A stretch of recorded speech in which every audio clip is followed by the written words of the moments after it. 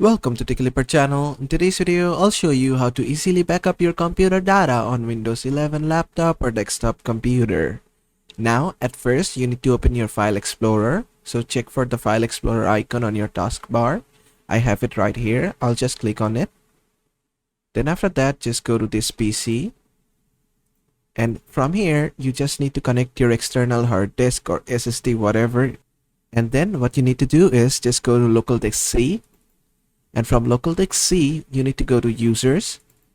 Now, I only use one user account in this PC. If you have multiple users in a PC, you'll see many accounts here. Just select the one that you use. Just go inside this.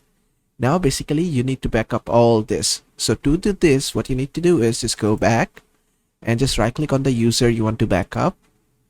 After that, just click on show more options. Then from here, just click on copy. After that, just go back again, back again, and just go to this PC once again.